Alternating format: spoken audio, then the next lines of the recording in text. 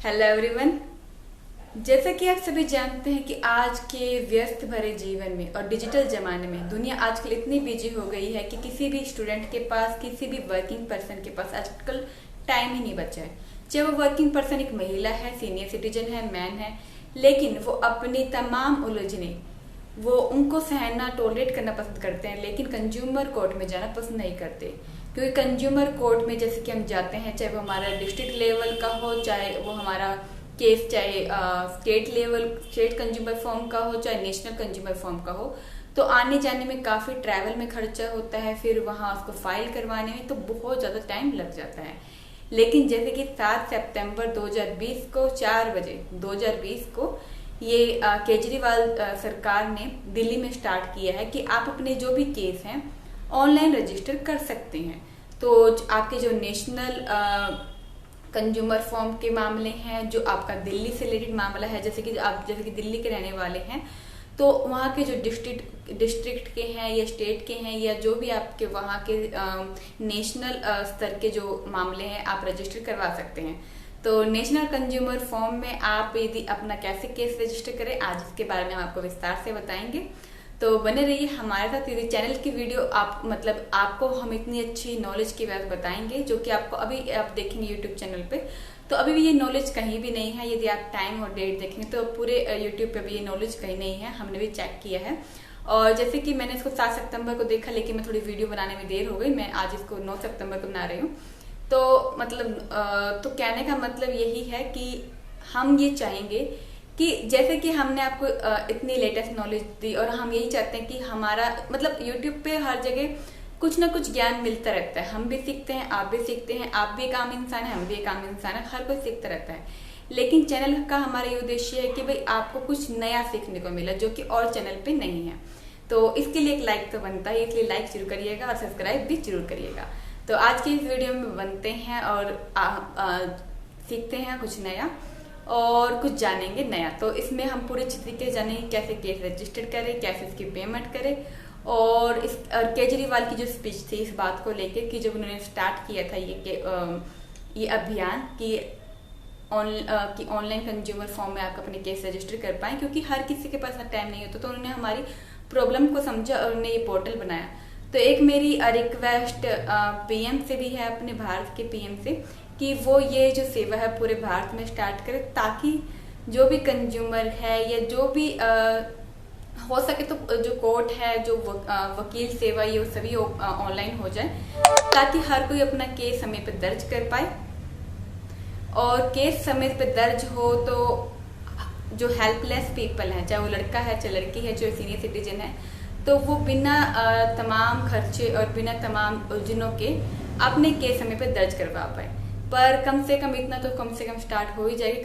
हर तरह की कोर्ट नहीं स्टार्ट हो तो कम से कम कंज्यूमर फॉर्म तो कम से कम ऑनलाइन स्टार्ट हो जाए, लाइक दिल्ली सरकार की तरह।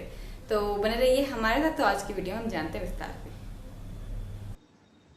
आदरणीय मैडम जस्टिस संगीता ढींगरा जी, आदरणीय इमरान हुसैन खाद्य मंत्री, हमारे सेक्रेटरी मीना साहब, और यहाँ पे आज इस मौके पे मौजूद सभी अन्य अधिकारीगण, आप सब लोगों को मेरा नमस्कार, सबको मेरा प्रणाम।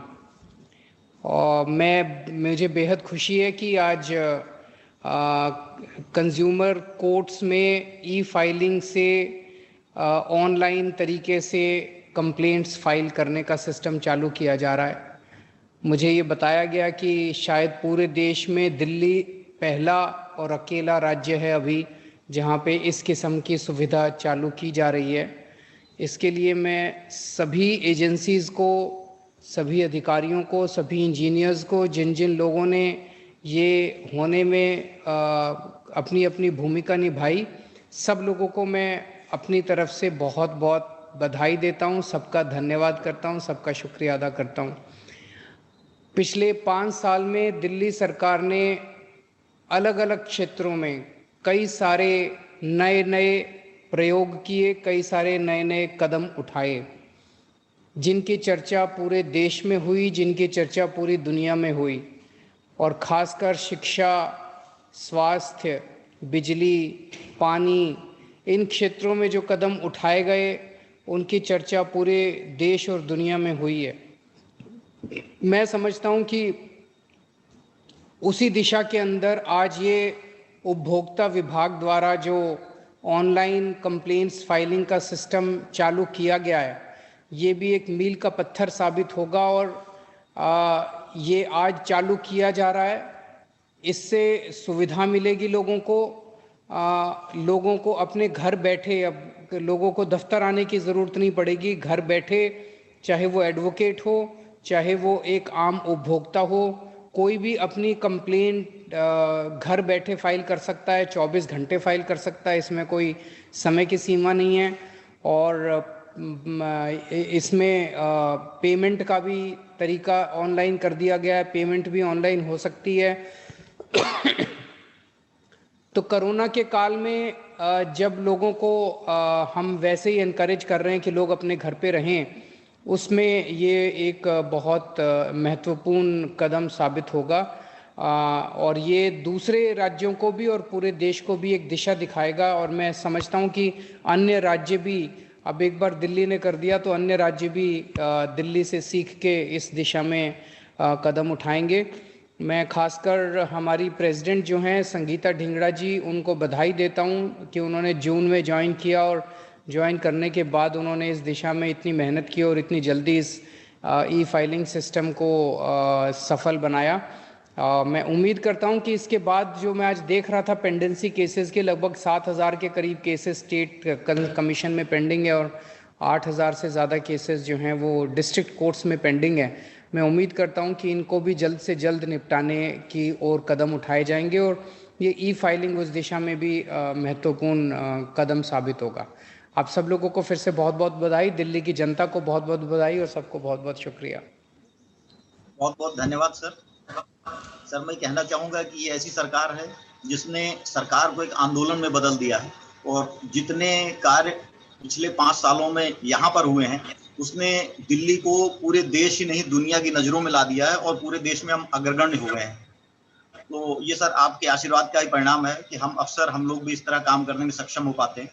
हमारे कमिश्नर सर से मैं निवेदन करूंगा, CGS मीणा सर से, कि वोट ऑफ थैंक्स दें और सभी को धन्यवाद ज्ञापन दें। जैसा कि आप सभी जानते हैं कि consumer commission online application portal अब ये ऑनलाइन हो चुका है। ये दिल्ली में ऑनलाइन हुआ है और जैसे कि state commission include district commission, तो ये स्टेट कमीशन के लिए भी है, डिस्ट्रिक्ट कमीशन के लिए भी है, लेकिन ये दिल्ली के लिए है। तो ओनली जैसे कि दिल्ली के लिए और NCDRC जैसे कि नेशनल कमीशन के लिए ये है। तो only filing available in commission, तो ये आप दिल्ली के हैं, ये NCDRC का आपका मामला है, तो आप इसमें अपना कर सकते हैं अपने केस को फाइल।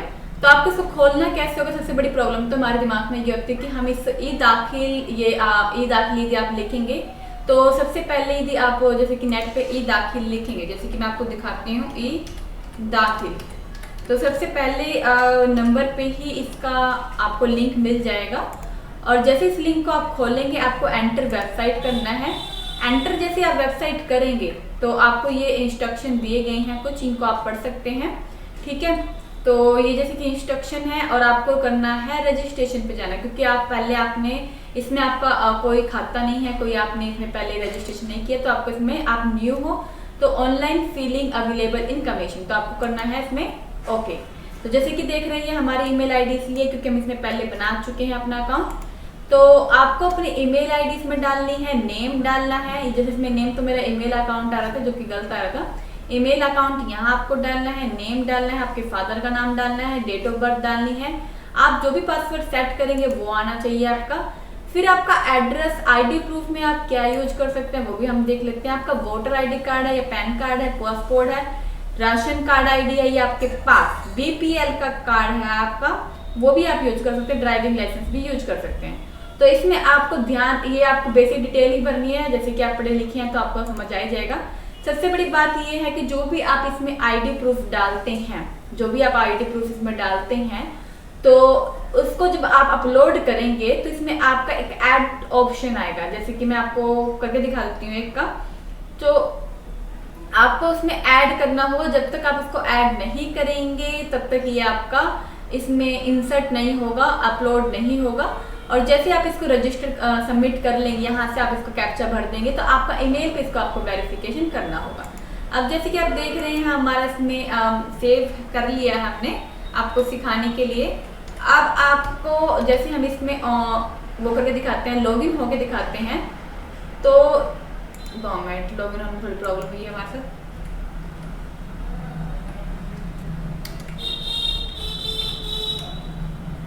तो जैसे कि आप देख रहे हैं मैं इसमें लॉगिन हो चुकी हूँ। अब मुझे फाइल न्यू केस करना है तो मैं इसमें जाऊंगी। पहले इसको आप जरूर पढ़ लीजिएगा क्योंकि हम जो भी हैं लोग नहीं पढ़ते डिस्क्लेमर को, काफ़ी काम की बातें इसमें बताई होती हैं। तो किसी भी जो नई जानकारी हम ले रहे हो तो उसको पढ़ लेना चाहिए। तो मेरा तो यही मानना है, तो मैं इसको आपको हिदायत करूँगी। आप जैसे इसको आप मतलब इसमें एंटर कर जाएंगे, ठीक है, तो जो आपका जो भी डिस्ट्रिक्ट हो, जैसे कि मान लो स्पोर्ट डैट मैं चंडीगढ़ की हूँ, स्पोर्ट डैट मैं चंडीगढ़ की नहीं हूँ पर मैं स्पोर्ट करने कह रही हूँ, ठीक है। आप कोई भी इसमें एक मामला ले सकते हैं। तो एंटर योर अपील नंबर। तो जैसे कि आप देख रहे हैं ये हमने कुछ रिवीजन नंबर में कुछ नंबर डाला है। ये मामला हमने गुजरात का लिया है, ये मामला हमने ऑनलाइन कहीं से पिकअप किया है।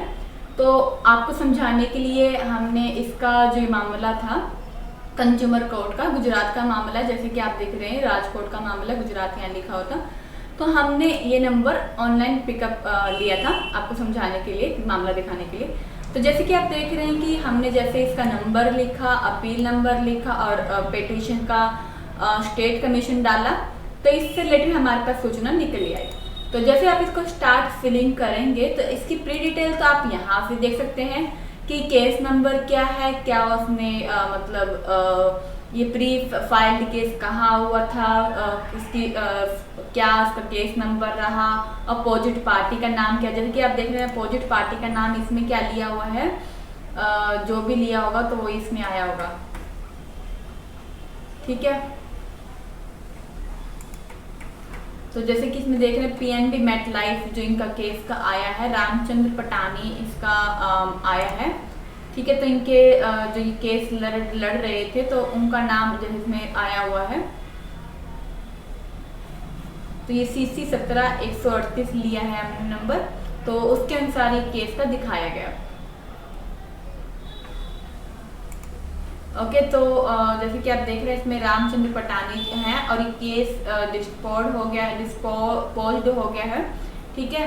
तो ये मामले के अनुसार देख रहे हैं। अब यदि किसी बंदे को अपना केस डिटेल दोबारा से भरना हो, मतलब उसको आगे तक लेके जाना हो, तो आपको अपना नाम लिखना पड़ेगा, मतलब जो कंप्लेन करना चाहता है उसका मोबाइल नंबर होना चाहिए, उसकी ईमेल आईडी होनी चाहिए। यदि वो सीनियर सिटीजन है तो टिक कर लीजिए, यदि वो विडो है या कुछ और प्रॉब्लम है तो लिख लीजिएगा। फ़ोन नंबर आपको कौन से लिखने होते हैं, जैसे कि आपके आम फ़ोन नंबर होते हैं लाइक 8924, ये नहीं लिखने आपको।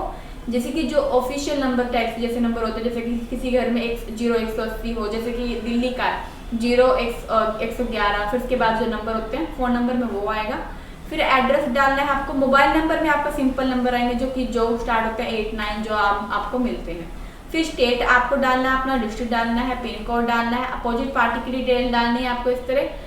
और अब यदि आपको कंप्लेनेंट का मतलब जो मतलब शिकायत करता है, आपको उसका अपनी एडवोकेट की डिटेल पता तो आप टिक करके डाल लीजिएगा, यदि नहीं पता तो ना डाल लीजिएगा, ठीक है। तो इस तरह आप इसको डाल लीजिएगा और जैसे इसको आप डाल लेंगे अपनी केस समरी को आपको लिखना है, फिर इसको सेव एज ड्राफ्ट करना है। जैसे इसको आप सेव एज ड्राफ्ट कर लेंगे, यदि आपके साथ और भी अदर पार्टी है तो आप उनकी डिटेल डालेंगे, आपको उनका एडवोकेट पता है तो उसकी डिटेल डालेंगे। जैसे आप इसको डालेंगे तो आपके सामने वो डिटेल दिखाई देना शो हो जाएगी। आपको अपोजिट पार्टी का कोई आपको और कोई अपोजिट पार्टी लाइक मेरे साथ, जैसे कि मैंने एक स्टोर, जैसे कि मान लो मैंने ऑनलाइन शॉपिंग की है, तो ऑनलाइन शॉपिंग में भी उनके स्टोर होते हैं, तो वो एडिशनल अपोजिट पार्टी के रूप में आते हैं, ठीक है। तो उनके एडवोकेट के बारे में आपको पता तो आप डाल सकते हैं। तो फिर इस तरह आता है कि आपको जैसे कि डॉक्यूमेंट अपलोड जब आप करेंगे तो डॉक्यूमेंट अपलोड के समय आपको क्या क्या डालना है।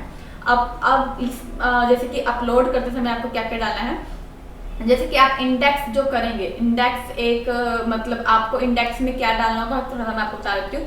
जैसे कि आप देखते कोई भी आप बुक लेते हैं तो उसमें लिखा होता है कि मतलब मेमो केस डिटेल, फिर आता है कि भाई किस दिन मेरे साथ हुआ और मैंने क्या क्या कंप्लेन की, क्या क्या मैंने इस पर एक्टिविटी की। तो हम इसका मतलब मेमो ऑफ पार्टी मतलब अपना खुद का एड्रेस लिखेंगे आप, ठीक है, कि मैं शिकायत करता भाई कंप्लेनेंट। फिर जो अपोजिट पार्टी का आप नाम लिखेंगे, उनकी डिटेल लिखेंगे। मान लो कोई वो कंपनी है, उनके डायरेक्टर, उनके मेंबर, उनकी पूरी डिटेल लिखनी है, ठीक है। फिर इस तरह आपको इसमें लिखना है, ठीक है। पहले मेमो ऑफ पार्टी लिखनी है, फिर आपको अपना अटेस्टेड एफिडेविट डालना है। अटेस्टेड एफिडेविट ये कोर्ट का डालेगा, ठीक है। तो इंडेक्स में आपको ये लिखना है कि भाई मैंने इसमें क्या क्या अटैच किया है, कि डेट ऑफ इवेंट अटैच किया है, मेमो ऑफ पार्टी अटैच किया है, अटेस्टेड एफिडेविट अटैच किया है, और certified copy of order state commission. मतलब जैसे स्टेट कमीशन से यदि ऑर्डर आया तो आप उसका कर लीजिए। यदि डिस्ट्रिक्ट में मामला चल ही रहा है, फ्रेश केस है, तो आपका क्या ही ऑर्डर आएगा, तो आपको सिर्फ वकालतनामा देना है अपने कि वकील का, कि मैंने उसको दे दिया केस। यदि आपका वकील नहीं तो आपको वो भी डालना। ओके, यदि आपका मामला डिस्ट्रिक्ट से मतलब निकल चुका है, डिस्ट्रिक्ट फॉर्म से निकल चुका है और उसकी क्या ऑर्डर आई तो आप वो डाल सकते हैं। स्टेट कमीशन से मान लो आपका मामला निकल चुका है, NCDRC में जाने वाला है, तो आप डाल सकते हैं। अटैच ये एड डॉक्यूमेंट में आपने केस का वो पूरा समरी लिखेंगे कि मेरे साथ ये बात हुई थी और ये हुआ था, वो हुआ था। जो भी आपकी केस की समरी होगी आपको विस्तार से लिखनी होगी, ताकि जज को पता चले कि आपके साथ क्या हुआ था और क्यों आप केस करना चाहते हैं, ठीक है। तो आप जब इंडेक्स करेंगे तो आप इसमें पहले लिखिएगा कि इसमें मैं पहले नंबर पे क्या डाल रहा हूँ, डेट एंड इवेंट। फिर दूसरे नंबर पे आपका आएगा लिस्ट ऑफ मतलब जो ये चीजें हैं आपके पास, जो आपके पास अवेलेबल है, उसको इंडेक्स कर दीजिएगा। पहले नंबर पे मैं मतलब ये दे रहा हूँ, दूसरे नंबर पे मैं ये दे रहा हूँ, तीसरे नंबर पे मैं ये दे रहा हूँ। फिर मतलब जब आपका सारा हो जाए देना, फिर आपकी जो केस का आप देना चाहते हैं, मान लो केस के कोई एविडेंस आप देना चाहते हैं, वो इसमें डालना चाहते हैं, वो भी आप इसमें इंडेक्स में लिखेंगे। आपने जो केस में आप ड्राफ्टिंग की है तो वो भी आप इसमें लिखेंगे इंडेक्स में। और जब आप ऐड डॉक्यूमेंट करते हैं तो आपको उसको अपलोड करना होगा। अपलोड करने के बाद यहाँ आपको ऐड करना होगा। तो आपके पास जैसे आप अपलोड करेंगे तो ऐड का ऑप्शन आएगा, तो आपको ऐड भी करना है।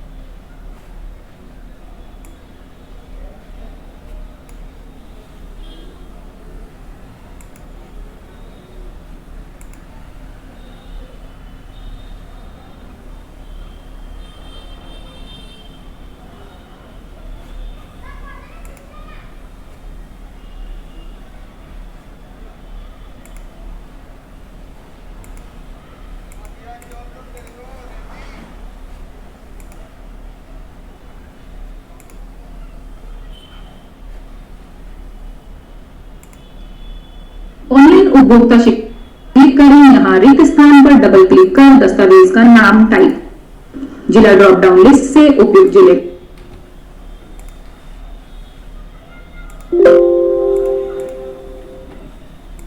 तो जैसे कि आप देख रहे हैं, आप इनसे रिलेटेड वीडियो भी देख सकते हैं। तो इसकी वीडियो को हम ऑन करते हैं, आप समझिएगा जरूर। का चयन करें। सभी एस्टेरिस्क चिह्नित फील्ड्स अनिवार्य रूप से भरे जाने चाहिए और पिन कोड टाइप करें।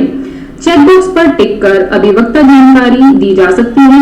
ऐड बटन क्लिक करें और फिर सेव ड्राफ्ट बटन पर क्लिक करें। ओके बटन क्लिक कर डॉक्यूमेंट्स अपलोड टैब पर स्विच करें। दस्तावेज अपलोड अनुभाग में चूज बटन पर क्लिक करें। अपलोड की जाने वाली फाइल चुनें और फिर अपलोड बटन पर क्लिक करें। इसी तरह अन्य दस्तावेज अपलोड करें। अपलोड किए जाने के बाद दाहिने ओर डाउनलोड बटन पर क्लिक कर दस्तावेज देख सकते हैं। 4 दस्तावेजों को PDF प्रारूप में अपलोड करना अनिवार्य है और अपलोडेड फाइल को हटाने और रीअपलोड करने के लिए डिलीट बटन पर क्लिक कर सकते हैं। अतिरिक्त दस्तावेज को अपलोड करने के लिए ऐड बटन क्लिक करें। यहाँ रिक्त स्थान पर डबल क्लिक कर दस्तावेज का नाम टाइप करें। फाइल अपलोड के लिए चूज बटन और अतिरिक्त प्रविष्टि हटाने के लिए रिमूव बटन क्लिक कर सकते हैं। इंफॉर्मेशन पैनल में दी गई जानकारी पढ़ें और सेव ड्राफ्ट बटन क्लिक कर ओके बटन क्लिक करें और फाइनलाइज टैब पर क्लिक करें। यह केस फाइनलाइज स्टेज है। प्रीव्यू बटन पर क्लिक करें। अपलोड किए गए सभी दस्तावेजों को इस डाउनलोडेड एकल दस्तावेज में अनुक्रमिक क्रम से देखा जा सकता है।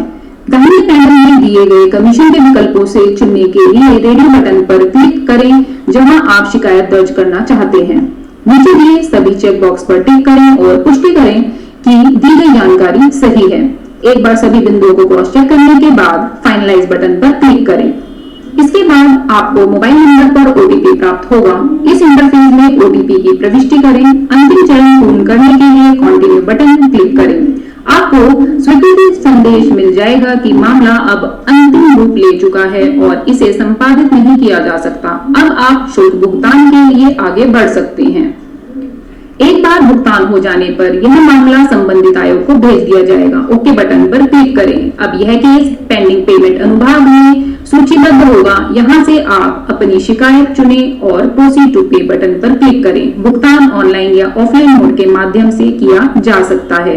इस ट्यूटोरियल को देखने के लिए धन्यवाद। में आपका स्वागत है। अगर आप उपभोक्ता शिकायत ऑनलाइन दर्ज करना चाहते हैं तो आपके पास ई-दाखिल पोर्टल www.edakhil.nmc.in पर एक पंजीकृत उपयोगकर्ता आईडी होनी चाहिए।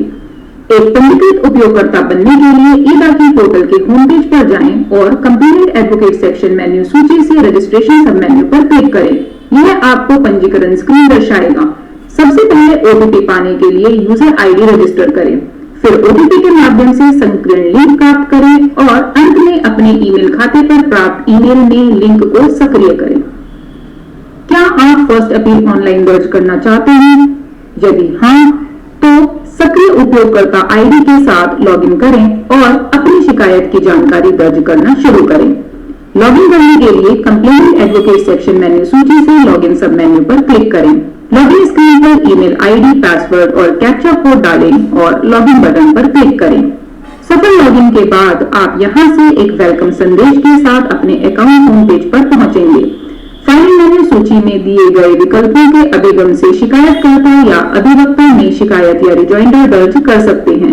शिकायत संबंधी गतिविधियां और केस की स्थिति जैसे pending payment, pending draft, approved case आदि जानने के लिए सूची से सब मेन्यूज को क्लिक किया जा सकता है। यदि आप अकाउंट से बाहर निकलना चाहते हैं तो लॉग आउट मेन्यू बटन पर क्लिक करें। अब अपनी केस फाइलिंग प्रक्रिया आरंभ करते हैं।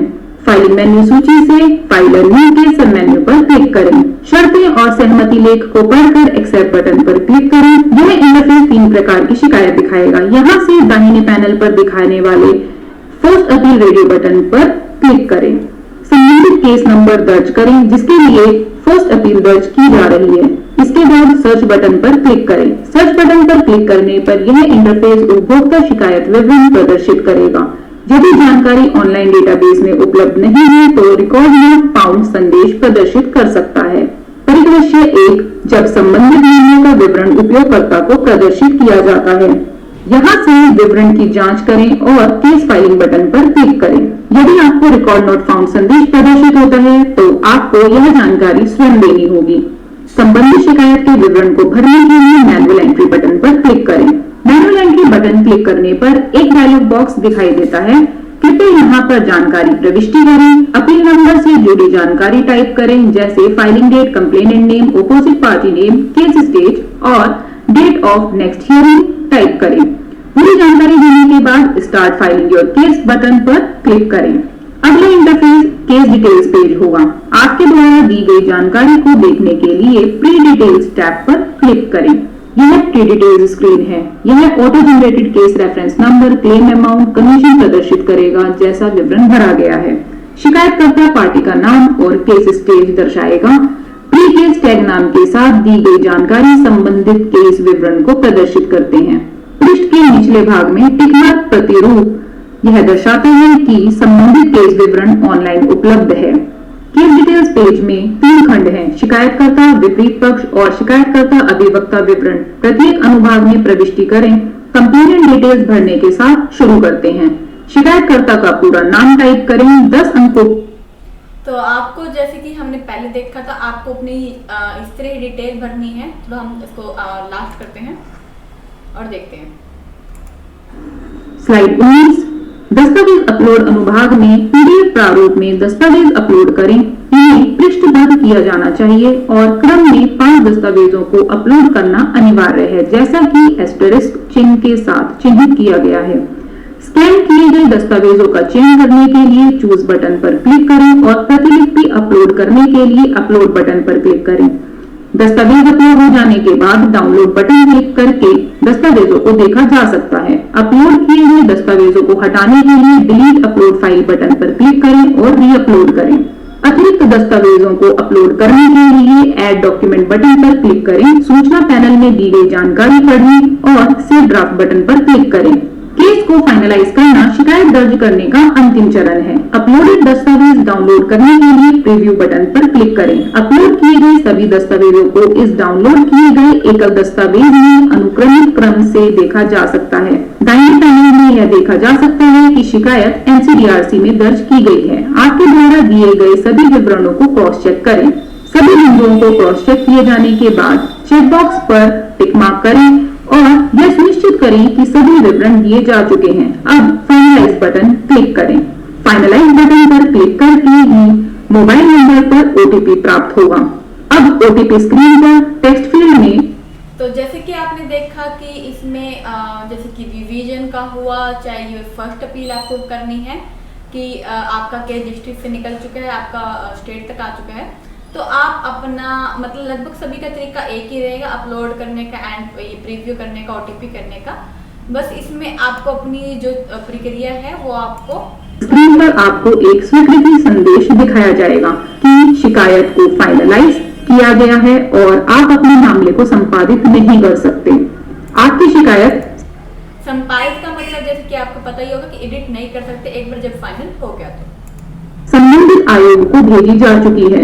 अंतिम रूप देने के बाद शिकायत पेंडिंग अप्रूव्ड केसेस की सूची में दिखाई जाएगी। यह अनुभाग प्रदर्शित करता है कि आपके द्वारा दर्ज की गई शिकायत संबंधित आयोग द्वारा स्वीकृति के लिए लंबित है।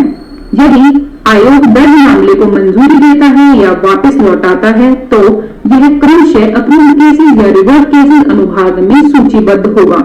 यह जानकारी उपयोगकर्ता को मोबाइल नंबर पर प्राप्त होती है। यहाँ पर फर्स्ट अपील केस दर्ज प्रक्रिया समाप्त होती है। ट्यूटोरियल देखने के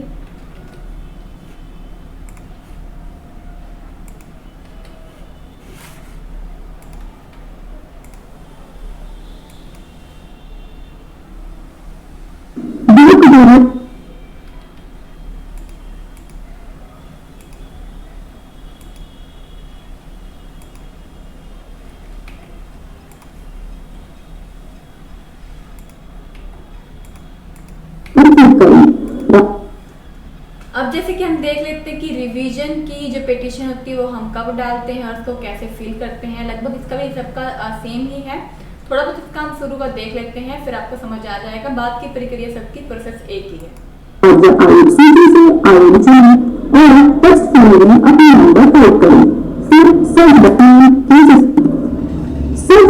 क्लिक करने तक शिकायत दर्ज की जा सकती है। लेख को पढ़कर accept button, revision petition, consumer case और फर्स्ट अपील।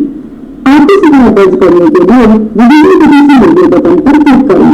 राज्य आयोग सूची से आयोग चुनें और टेक्स्ट फील्ड में अपना नंबर टाइप करें। फिर सर्च बटन क्लिक करें। सर्च बटन पर क्लिक करने पर आपके द्वारा खोजे जा रहे अपील केस की जानकारी नीचे प्रदर्शित होगी। यदि संबंधित अपील केस की जानकारी से सहमत हैं और आपकी केस दर्ज प्रक्रिया के लिए आगे बढ़ना चाहते हैं तो स्टार्ट फाइलिंग केस बटन पर क्लिक करें। अन्यथा दर्शाई गई जानकारी को हटाने के लिए रिसेट बटन पर क्लिक करें। सर्च में यदि सर्च बटन क्लिक करने पर रिकॉर्ड नॉट फाउंड संदेश मिलता है तो अपील नंबर जिसके लिए आपकी फाइल करनी है उसकी जानकारी एंट्री बटन पर क्लिक कर दें।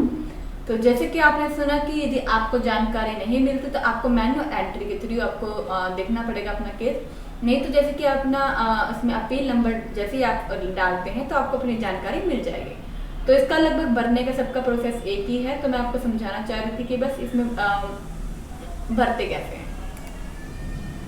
तो देखिए जैसे कि इसमें भी इस तरह ही ये फॉर्म फिलअप किया है और फॉर्म फिलअप करने के बाद जब आप फिल कर दे फाइनल कर देंगे आप, फिर इसको आप एडिट नहीं कर सकते। आपको बीच में एडिट करने का ऑप्शन आएगा, जब आप ये जो आप ये टिक फॉर्म भर रहे होते हैं तब तक आपके पास एडिट करने का ऑप्शन आता है, तो आप एडिट कर सकते हैं।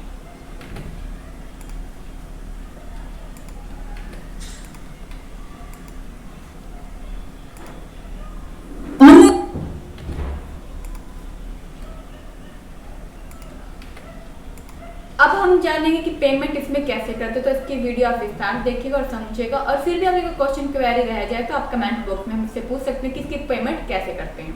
तो इसमें आपको ऑफलाइन तरीके से भी समझाया जाएगा, ऑनलाइन तरीके से भी समझाया जाएगा कि आप पेमेंट कैसे करें। तो आपका जो आपने बाहर से आपने डिमांड ड्राफ्ट बना लिया तो आप उसको स्कैन करके भेज सकते हैं।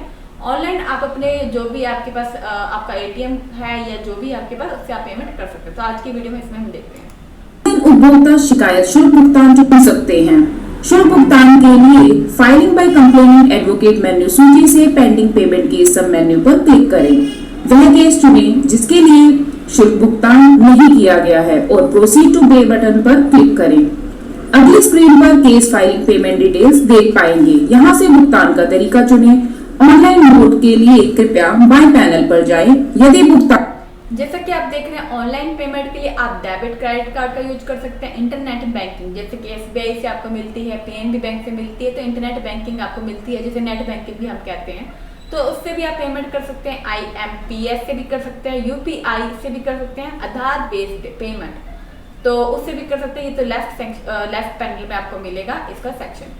ओके, यदि आपको ऑफलाइन पेमेंट करनी है लाइक डिमांड ड्राफ्ट के थ्रू, IPO के थ्रू, चालान के थ्रू, NEFT या RTGS के थ्रू करनी है तो उसका ऑप्शन आपको राइट पैनल में मिलेगा। तो राइट पैनल ये रहा, और यदि आपको ऑनलाइन करनी तो ये लेफ्ट पैनल है, तो आप यहाँ से करेंगे। तो आप देख लेते हैं इसके बारे में विस्तार से। भुगतान ऑफलाइन मोड द्वारा करना चाहते हैं तो bank demand draft, Indian postal order, challan या NEFT RTGS के माध्यम से कर सकते हैं। पहले हम ऑफलाइन भुगतान प्रक्रिया देखते हैं। दाईं ओर दिखाई दे रहे पेमेंट डिटेल्स एंट्री बटन पर क्लिक करें। अगली स्क्रीन पर बेसिक केस डिटेल्स और शुल्क राशि देख सकते हैं। यहाँ पर पेमेंट डेट, बैंक का नाम, रेफरेंस नंबर टाइप करें, चूज बटन पर क्लिक करें और डिमांड ड्राफ्ट या ऑर्डर की प्रति चुनें और फाइल अपलोड करने के लिए अपलोड बटन पर क्लिक करें। अपलोड किए गए दस्तावेजों को उसके नाम के साथ प्रदर्शित किया जाएगा। केवल PDF दस्तावेज अपलोड किया जाना चाहिए। इसके बाद सबमिट पेमेंट बटन क्लिक करें। सबमिट अब जैसे कि PDF कैसे बनाना है, जो भी आपने पेमेंट डिमांड ड्राफ्ट के थ्रू कर दी है उसको आप स्कैन करके या फोटो खींच के आप बना सकते हैं।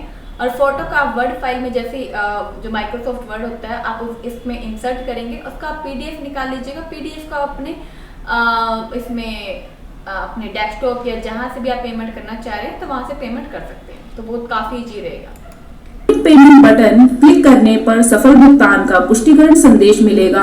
अब केस को पेंडिंग अप्रूवल केसेस सेक्शन में देखा जा सकेगा। अब पेमेंट का दूसरा तरीका देखते हैं। Debit, credit card, net banking, IMPS या UPI के माध्यम से ऑनलाइन भुगतान करने के लिए कृपया बाईं ओर दिखाई दे रहे पे ऑनलाइन बटन पर क्लिक करें। अगली स्क्रीन पर ऑनलाइन भुगतान के लिए सबमिट पेमेंट बटन पर क्लिक करें। जब यह प्रोसेस हो रहा हो तो धैर्य रखें और बैक या रिफ्रेश बटन क्लिक ना करें। इसके बाद यह पेमेंट गेटवे पेज दिखाएगा। अगली स्क्रीन में जमाकर्ता और पर्पस डिटेल्स दिखाए जाएंगे, जैसे डिपॉजिटर का नाम, पता और पेमेंट का विवरण। पेज को नीचे स्क्रॉल करें, पेज पर दी गई सभी जानकारी पढ़ें और कंफर्म बटन पर क्लिक करें। फिर next screen payment gateway screen है। यहाँ से जमाकर्ता डायमंड क्लब कार्ड के अतिरिक्त सभी भारतीय क्रेडिट या डेबिट कार्ड का उपयोग करके भुगतान कर सकता है या नीचे उपलब्ध किसी भी भुगतान गेटवे माध्यम से इंटरनेट बैंकिंग को चुनकर भी भुगतान किया जा सकता है। अमेरिकी एक्सप्रेस क्रेडिट कार्ड के माध्यम से भुगतान के लिए कृपया SBI E-Pay भुगतान गेटवे माध्यम चुनें। रेडियो बटन पर क्लिक करके उपलब्ध विकल्पों में से पेमेंट एग्रीगेटर चुनें। सबसे सफल ट्रांजैक्शन रेट के साथ एक को चुनने के लिए रेडियो बटन पर क्लिक करें। इसके ठीक नीचे दिए गए चैनल पर क्लिक करें जिसके साथ आप आगे बढ़ना चाहते हैं। यदि आप नेट बैंकिंग पर क्लिक करते हैं तो सूची से बैंक का नाम चुनें और शुल्क भुगतान करें। यदि चुना गया चैनल क्रेडिट या डेबिट कार्ड है तो अलग अलग नेटवर्कों को चुनने के लिए विकल्प प्रदर्शित करेगा। दिए गए विकल्पों में से एक को चुनें और रेडियो बटन पर क्लिक करें। आपके चयन के आधार पर यह नीचे शुल्क। अब जैसे कि ये देख रहे हैं नेट बैंकिंग लिखा हुआ, ये डेबिट कार्ड लिखा हुआ है, क्रेडिट कार्ड लिखा है, यूपीआई लिखा है। अब यूपीआई आप जानते हैं, गूगल पे से भी आप पे कर सकते हैं, पेटीएम से भी पे कर सकते हैं, क्योंकि यूपीआई की सुविधा सब में दी गई है। यदि आप एसबीआई का यूज करते हैं तो उसमें भी आप यूपीआई का आपका ऑप्शन मिलता है। अमेजोन की आप सर्विस यूज करते हैं तो वहां से भी आप यूपीआई अपना नाम बना सकते हैं। जैसे कि मैं बनाती हूँ दिवांशी @ जो भी, ठीक है, वटएवर, पेटीएम, ये एसबीआई, ठीक है। तो इस तरह यूपीआई बनती है। तो ये @UPI @Amazon पेटीएम जो भी है, ठीक है। तो इस तरह लोग अपनी यूपीआई इसमें नाम डालेंगे, जो भी आपने अपना सेट किया हुआ यूजर नेम, और उससे पेमेंट करेंगे। राशि दिखाएगा जो होने वाले ट्रांजैक्शन पर लागू होगा। आप स्लैब दरों की जांच करने के लिए व्यू यूजर चार्ज बटन पर भी क्लिक कर सकते हैं। पेज को नीचे स्क्रॉल करें, स्क्रीन पर कैप्चा कोड टाइप करें, नियम और शर्तें स्वीकार करने के लिए चेकबॉक्स टिक करें और पे बटन पर क्लिक करें। अगली स्क्रीन पर कार्ड विवरण दर्ज करें, कार्ड नंबर, डिपॉजिटर का नाम, अपने कार्ड के पीछे से सीवीवी नंबर टाइप करें और ड्रॉप डाउन लिस्ट से कार्ड की एक्सपायरी डेट का चयन करें। पे नाउ बटन क्लिक करें, आपको अपने मोबाइल नंबर पर ओटीपी मिलेगा। अगले इंटरफेस पर ओटीपी दर्ज करें। भुगतान पूरा करने के लिए सबमिट बटन पर क्लिक करें। सफल भुगतान के बाद आपको अगले पेज पर पूर्ण भुगतान विवरण प्रदर्शित किया जाएगा। यदि आप प्रिंट रसीद बटन पर क्लिक करते हैं तो रसीद डाउनलोड होगी। आप डाउनलोड की गई रसीद को सेव कर सकते हैं। आप प्रिंट पेमेंट रिसीट अनुभाग से भी रसीद प्राप्त कर सकते हैं। इस अनुभाग में जाने के लिए फाइलिंग मेन्यू सूची से प्रिंट पेमेंट रिसीट पर क्लिक करें। एक बार भुगतान किए जाने के बाद आयोग द्वारा अनुमोदित होने तक यह केस पेंडिंग अप्रूव्ड केसेस अनुभाग में सूचीबद्ध होगा। पेंडिंग अप्रूव्ड केसेस की सूची देखने के लिए फाइलिंग मेन्यू सूची से पेंडिंग अप्रूव्ड केसेस पर क्लिक करें। यदि भुगतान विफल होता है तो यह फेल ट्रांजैक्शंस सेक्शन में सूचीबद्ध होगा। असफल शुल्क भुगतान के विवरण की जांच करने के लिए फाइलिंग मेन्यू सूची से चेक फेल्ड ट्रांजैक्शन पर क्लिक करें। आप पेंडिंग पेमेंट केसेस अनुभाग से केस को चुनकर भुगतान प्रक्रिया फिर से शुरू कर सकते हैं। भुगतान के बाद शिकायतकर्ता या उपभोक्ता आयोग को प्रस्तुत किए गए केस पर स्वीकृति मिलने की प्रतीक्षा करें। यहाँ पर उपभोक्ता शिकायत शुल्क भुगतान प्रक्रिया समाप्त होती है। ट्यूटोरियल देखने के लिए धन्यवाद। तो जैसे कि आपने देखा पेमेंट कैसे करते हैं, और यदि फिर भी अभी कोई क्वेश्चन के बारे में रह जाए तो जैसे कि आप देख रहे हैं confonet-info@nic.in, तो यहाँ से भी अपनी क्वेश्चन क्वेरी कर सकते हैं। इनके नंबर भी दिया गया है और आप हमसे कमेंट बॉक्स में पूछ सकते हैं।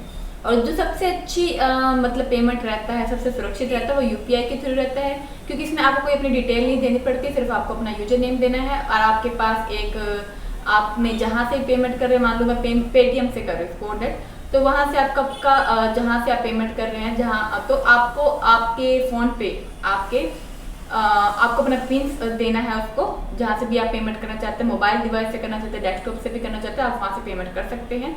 तो आपको अपने दे सकते हैं वहाँ से। जैसे कि मान लो मैं कैफे में जाके अपनी भुगतान कर रही हूँ, लेकिन उसका जो आपके पास भुगतान करने के लिए आएगा तो आपके खाता जहाँ से अटैच है, लाइक जैसे कि मैंने पेटीएम जहाँ लॉगिन किया हुआ, लाइक मेरे डेस्कटॉप में या मैंने अपने एंड्रॉयड डिवाइस में किया हुआ है, तो वहाँ पे वो उसका आएगा ऑप्शन कि आप भुगतान करें। तो काफ़ी सुरक्षित रह जाएगा कि आप भुगतान के लिए जैसे कि कहीं गए हैं कैफे वगैरह में, तो आप वहाँ से अपना यूपीआई का यूजर नेम दीजिए और भुगतान आप अपने पर्सनल डिवाइस से ही करिएगा। ऑनलाइन उपभोक्ता शिकायत शुल्क भुगतान ट्यूटोरियल में आपका स्वागत है। क्या आप अपनी दर्ज शिकायत पर लागू शुल्क का भुगतान करना चाहते हैं? यदि हाँ, तो आप ऑनलाइन या ऑफलाइन भुगतान का तरीका चुन सकते हैं। शुल्क भुगतान के लिए फाइलिंग बाय कंप्लेंट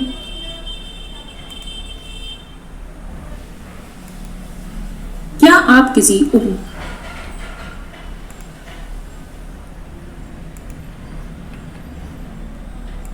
अब जैसे कि इस वीडियो में हम जानेंगे कि जैसे कि किसी पार्टी ने किसी और पार्टी पे केस कर दिया है तो उसको रिस्पॉन्स भी देना पड़ेगा। लाइक जैसे कि किसी ए ने बी पे अपना केस कर दिया है तो बी को आंसर देना पड़ेगा। तो राइट रिस्पॉन्स यही चीज है। तो are you in opposite party involve in a case, जैसे कि कोई केस है उसमें आप इन्वॉल्व हो गए हैं तो आप उनको रिस्पॉन्स देना चाहते हैं, तो आप ऑनलाइन कैसे रिस्पॉन्स दें इस वीडियो में हम जानेंगे। उपभोक्ता शिकायत में शामिल एक विपरीत पक्ष है। क्या आप दायर शिकायत के लिए ऑनलाइन प्रतिक्रिया लिखना चाहते हैं? यदि हाँ तो www.edakil.nic.in पर जाएं और एक पंजीकृत उपयोगकर्ता बने। यदि आप अभी तक पंजीकृत उपयोगकर्ता नहीं हैं तो कृपया eDakil पोर्टल के होम पेज से पंजीकरण करें। सबमिट की जाती है। एक प्रतिक्रिया माध्यम से सक्रिय लिंक प्राप्त करें और अपने ईमेल खाते पर प्राप्त ईमेल में लिंक को सक्रिय करें। एक प्रतिक्रिया कब लिखी जा सकती है? आइए विपरीत पार्टी द्वारा प्रतिक्रिया लिखने की प्रक्रिया को देखते हैं। जब कोई शिकायत ऑनलाइन सबमिट की जाती है तो उसे आयोग द्वारा अनुमोदित किया जाता है। फिर एक अनुमोदित शिकायत के लिए विपरीत पक्ष एक प्रतिक्रिया लिख सकता है और इसे अनुमोदन के लिए संबंधित आयोग को सबमिट करता है। एक बार जब प्रतिक्रिया को मंजूरी मिल जाती है तो शिकायतकर्ता कार्रवाई कर सकता है और आयोग को प्रस्तुत करने के लिए एक रिजॉइंडर दायर कर सकता है। प्रतिक्रिया लिखने के लिए विपरीत पक्ष पहले लॉगिन करें। कंप्लेनेंट एडवोकेट सेक्शन मेन्यू सूची से लॉगिन पर क्लिक करें। यह अगले पेज पर लॉगिन स्क्रीन दिखाएगा। ईमेल आईडी, पासवर्ड और कैप्चा कोड टाइप करें और फिर लॉगिन बटन पर क्लिक करें। लॉगिन के बाद आप सफलतापूर्वक अपने खाते में होम पेज पर पहुंचेंगे। यहां से कृपया राइट रिस्पॉन्स मेन्यू सूची से file a response by opposite party पर क्लिक करें। केस प्रतिक्रिया फाइल करने के लिए केस रेफरेंस नंबर या केस नंबर द्वारा शिकायत को खोजें। केस रेफरेंस नंबर द्वारा शिकायत की खोज करने के लिए दाएं पैनल में केस रेफरेंस नंबर डालें और सबमिट बटन पर क्लिक करें। इसके बाईं ओर इंटरफेस पर दिया गया दूसरा तरीका है। यहाँ केस नंबर प्रविष्टि करें, उपभोक्ता आयोग का चयन करें, केस संख्या डालें और सबमिट बटन पर क्लिक करें। यह केस डिटेल पेज पर खोजे गए रिकॉर्ड को प्रदर्शित करेगा। जानकारी में case reference number, case number, claim राशि, केस टाइप, अगली सुनवाई की तारीख, आयोग जहां केस फाइल किया गया है और केस समरी को दर्शाएगा। यहां से फाइलिंग डिटेल्स टैब पर क्लिक करें। केस डिटेल्स पेज पर दर्ज शिकायत में शामिल शिकायतकर्ता, विपरीत पक्ष और अभिवक्ता की दी गई जानकारी देख सकते हैं। फाइलिंग डिटेल्स पेज को नीचे की ओर स्क्रॉल करें। यहाँ से आप शिकायतकर्ता द्वारा अपलोड किए गए दस्तावेजों को डाउनलोड कर सकते हैं। दस्तावेज देखने और सुरक्षित करने के लिए डाउनलोड बटन पर क्लिक करें। केस प्रतिक्रिया दर्ज करने के लिए फाइल रिप्लाई टैब पर क्लिक करें। पीडीएफ प्रारूप में आवश्यक दस्तावेज अपलोड करें। कोई भी अतिरिक्त दस्तावेज ऐड डॉक्यूमेंट बटन पर क्लिक करके अपलोड किया जा सकता है। अपलोड होने के बाद इसे डाउनलोड बटन पर क्लिक करके देखा जा सकता है। Finalise and submit application tab पर क्लिक करें। यह प्रतिक्रिया लेखन प्रक्रिया का अंतिम चरण है। फाइनलाइज करने के बाद प्रतिक्रिया संपादित नहीं की जा सकती। प्रीव्यू बटन पर क्लिक करें। अपलोड किए गए सभी दस्तावेजों को इस डाउनलोडेड एकल दस्तावेज में अनुक्रमित क्रम से देखा जा सकता है। विपरीत पक्ष के नाम के सामने चेकबॉक्स पर टिक करें।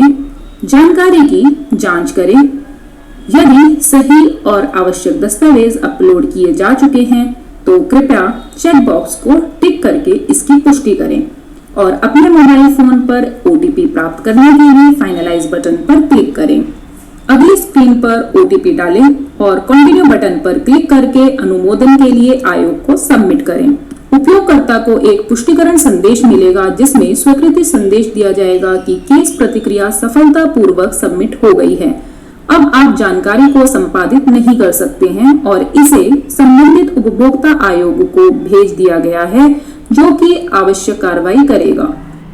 अब केस को रिस्पॉन्स स्टेटस सेक्शन में देखा जा सकता है। इस सेक्शन में जाने के लिए आप राइट रिस्पॉन्स मेन्यू सूची से रिस्पॉन्स स्टेटस सब मेन्यू पर क्लिक करें। केस प्रतिक्रिया की स्थिति पेंडिंग अप्रूवल रहेगी जब तक कि आयोग द्वारा कोई कार्यवाही नहीं की जाती है। यदि दर्ज प्रतिक्रिया को आयोग द्वारा अनुमोदित किया जाता है तो रिस्पॉन्स स्टेटस स्वतः अपडेट हो जाएगा और यदि यह आयोग द्वारा वापस किया जाता है तो आप आवश्यक दस्तावेज अपलोड करके इसे फिर से जमा कर सकते हैं। आपके द्वारा अपलोड किए गए दस्तावेजों को देखने के लिए दाईं ओर दिखाई दे रहे व्यू बटन पर क्लिक कर सकते हैं। इसके साथ ही केस प्रतिक्रिया प्रक्रिया समाप्त होती है। इस ट्यूटोरियल को तो जैसे कि आपने देखा कि यदि आप पे किसी ने केस फाइल कर दिया है तो आप उनकी केस में मतलब उन्होंने क्या डिटेल दी है आप देख सकते हैं। मेनली इसको ये जो ड्राफ्टिंग निकलवाने के लिए भी हमें काफ़ी समय वेट करना पड़ता है कोर्ट वगैरह में, और कुछ पैसे भी फी भी पे करनी पड़ जाती है। तो यहाँ से आप डाउनलोड कर सकते हैं, साथ में अपनी जो आप आंसर देना चाहते हैं तो आंसर दे सकते हैं, साथ में कोई ऐड डॉक्यूमेंट लगाना चाहे तो वो भी लगा सकते हैं। तो ये काफ़ी प्रक्रिया केजरीवाल सरकार ने काफ़ी सरल कर दी है। तो नई वीडियो में अभी इसके साथ ही हम नई वीडियो भी आपको दिखाएंगे, तो उसमें आप और भी इसको बेहतर तरीके से जानेंगे।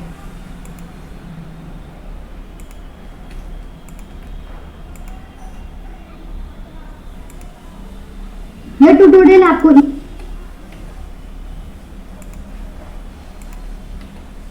तो जैसे कि देख रहे हैं अब ये आखिरी प्रक्रिया है ई दाखिल की, तो इसमें रीजॉइनर के बारे में बताया जाएगा, इसको आप ध्यान से सुनिएगा। फिर भी अभी कोई क्वेश्चन क्वेरी रहती है तो आप कमेंट बॉक्स में हमसे जुड़कर पूछ सकते हैं। ई दाखिल एप्लीकेशन के द्वारा ऑनलाइन रीजॉइनर दर्ज करने के तरीके के बारे में बताएगा। शिकायतकर्ता या अधिवक्ता द्वारा ऑनलाइन रीजॉइनर दर्ज की जाती है।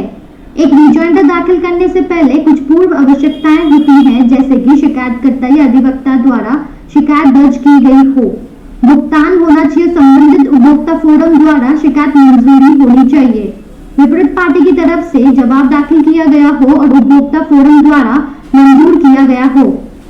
एक नया रीजॉइनर फाइल करने के लिए एप्लीकेशन में लॉगिन करना होगा। इसके लिए वेबसाइट www.edakhil.nic.in पर जाएं और फिर ई दाखिल पोर्टल पर एंटर वेबसाइट बटन पर क्लिक करें। उपभोक्ता फोरम एप्लीकेशन पोर्टल आपकी स्क्रीन पर प्रदर्शित होगा। कंप्लेनेंट एडवोकेट मेन्यू में लॉगिन सब मेन्यू पर क्लिक करें। यहाँ आपको लॉगिन स्क्रीन दिखाई देगी। अब अपनी पंजीकृत ईमेल आईडी दर्ज करें। पासवर्ड लिखिए जो एक 7 अल्फान्यूमेरिक कैरेक्टर है। दिखाए गए अनुसार फील्ड में कैप्चा दर्ज करें और लॉगिन बटन पर क्लिक करें। लॉगिन सफलतापूर्वक करने के बाद उपयोगकर्ता नाम के साथ स्वागत संदेश आपको होम पेज पर प्रदर्शित होगा। मुख्य पेज पर आपको प्रदर्शित होने वाले विभिन्न मेन्यू जैसे कि फाइलिंग मेन्यू, जहां शिकायतकर्ता अधिवक्ता नई शिकायत दर्ज कर सकते हैं या फिर रिजॉइंडर दर्ज कर सकते हैं, और शिकायत संबंधी गतिविधियां जैसे case status, payment status, rejoinder status आदि को देख सकते हैं।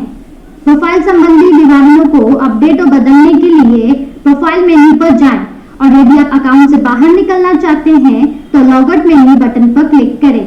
फाइलिंग मेन्यू पर जाने से आपको अलग अलग सब मेन्यूज प्रदर्शित होंगे। फाइल रीजॉइंडर सब मेन्यू पर क्लिक करें।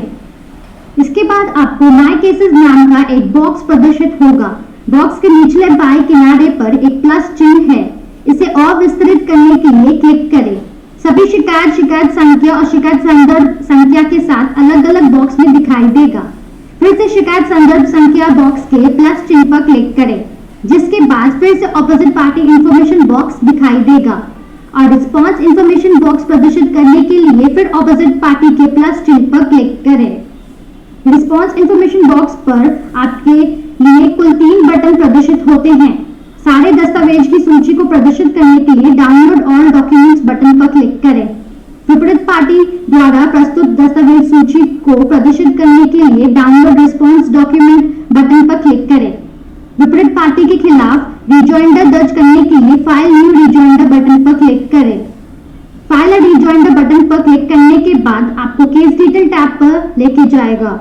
यहाँ पर 4 टैब्स हैं, जैसे case detail tab, filing details, file case rejoinder और आखिरी tab finalise and submit application.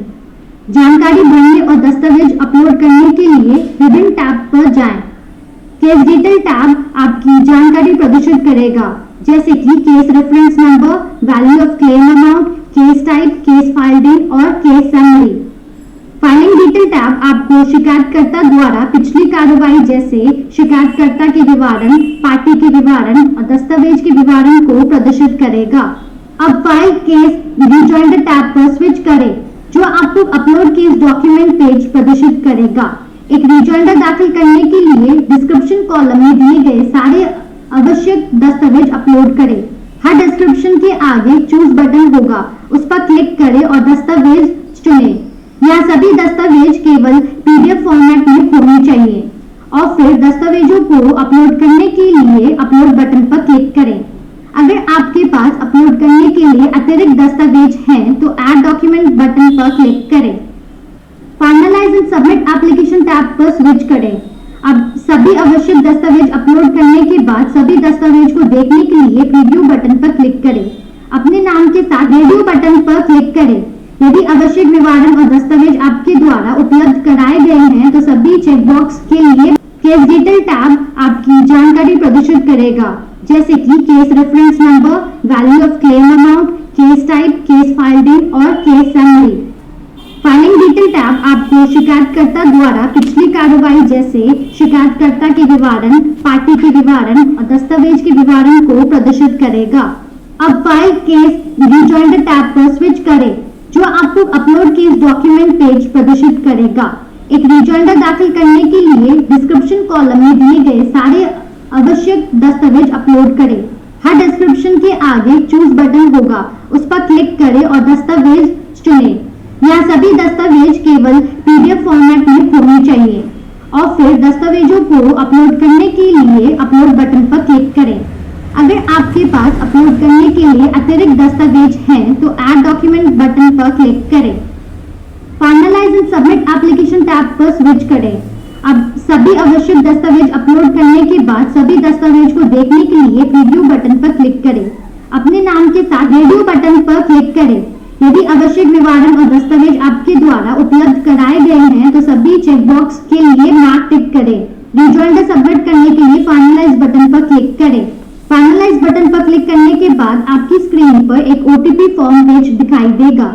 OTP पंजीकृत मोबाइल नंबर पर भेजा जाएगा। मोबाइल नंबर पर प्राप्त ओटीपी दर्ज करें। कंटिन्यू बटन पर क्लिक करें। इसके बाद उपयोगकर्ता को यही स्वीकृति मिल जाएगी कि रिजॉइंडर को सफलतापूर्वक सबमिट किया गया है। यदि उपयोगकर्ता द्वारा ओटीपी प्राप्त नहीं किया गया है तो उसी स्क्रीन पर प्रदर्शित रीसेंट ओटीपी बटन पर क्लिक करें। भरे गए रिजॉइंडर को फोरम द्वारा स्वीकृत या अस्वीकार प्रदान किया जा सकता है। रिजॉइंडर की स्थिति को देखने के लिए फाइलिंग मेन्यू पर जाएं, जो विभिन्न सब मेन्यूज प्रदर्शित करता है। व्यू रिजॉइंडर स्टेटस उप मेन्यू पर क्लिक करें, जो केस रिजॉइंडर स्टेटस स्क्रीन प्रदर्शित करेगा। रिजॉइंडर स्टेटस जैसे कि पेंडिंग ड्राफ्ट तब प्रदर्शित होगा जब रिजॉइंडर अधूरा है और सबमिट नहीं किया गया है। रिजेक्ट स्थिति तब प्रदर्शित होगी जब फोरम द्वारा अस्वीकार कर दिया गया है। अपलोड स्थिति तब दिखेगी जब फोरम द्वारा स्वीकृत हो चुका है। रिजॉइंडर प्रतिक्रिया देखने के लिए रिजॉइंडर रिस्पॉन्स कॉलम के नीचे व्यू बटन पर क्लिक करें। यहाँ आपको शिकायतकर्ता द्वारा जमा की गई रिजॉइंडर सूचना को पॉपअप के साथ प्रदर्शित करेगा। शिकायतकर्ता द्वारा जमा किया गया प्रत्येक दस्तावेज को देखने के लिए व्यू बटन पर क्लिक करें। रिस्पोंडेंट प्रतिक्रिया देखने के लिए रिस्पोंडेंट रिस्पॉन्स कॉलम के नीचे व्यू बटन पर क्लिक करें। विपरीत पार्टी द्वारा प्रत्येक दस्तावेज को देखने के लिए प्रत्येक दस्तावेज नाम के आगे व्यू बटन पर क्लिक करें।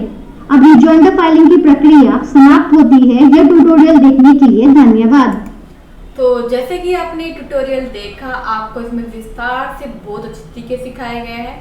और यदि आप एक इंग्लिश मतलब आप इंग्लिश में समझना चाहते हैं तो इसकी वीडियो हम आपको अपलोड भी कर देंगे, उसका लिंक भी दे देंगे, तो आप इंग्लिश में समझना चाहते हैं इंग्लिश में समझ सकते हैं। तो केजरीवाल सरकार जो कि दिल्ली की सरकार, उन्होंने काफ़ी सरल प्रक्रिया कर दी है, साथ में वीडियो फॉर्मेट भी दिया ताकि जो यूजर है, जो यूज करने वाले हैं, उनको काफ़ी सहूलियत हो समझते समय कि कैसे हम इस सुविधा का यूज करें। तो मैं केजरीवाल सरकार का तहे दिली से इस बात में मैं शुक्रिया करती हूँ कि उन्होंने काफ़ी अच्छा ट्यूटोरियल भी बनाया, काफ़ी अच्छी सुविधा भी प्रदान की है। दिल्ली में, मैं तो हरियाणा वासी हूँ, हमारे यहाँ तो नहीं मिली हमें सुविधा, लेकिन दिल्ली को मिली है। तो कांग्रेचुलेट टू दिल्ली कि आपको ऐसा आपको नेता मिला है जो आपकी प्रॉब्लम को समझता है। तो आज की वीडियो में इतना ही। और यदि आप केस ड्राफ्टिंग को समझना चाहते हैं जो कि आपको अपलोडिंग के दौरान जुड़ी होगी, तो केस को ड्राफ्टिंग कैसे करें, तो इसके लिए हम वीडियो अपलोड कर देंगे, तो आप देख लीजिएगा। उसका लिंक भी हम आपको दे देंगे, तो आप उसको देख लीजिएगा। और फिर भी अगर कोई क्वेश्चन रह जाए, क्वेरी रह जाए, तो आप कमेंट बॉक्स में हमसे पूछ सकते हैं। तो आज की वीडियो में इतना ही। तो बने रहिए हमारे साथ। और इस जैसे कि आपको हमने समझाया, तो आपको हम इस तरह और भी अपनी नए नए कंटेंट लाते रहेंगे। तो बने रहिए हमारे साथ।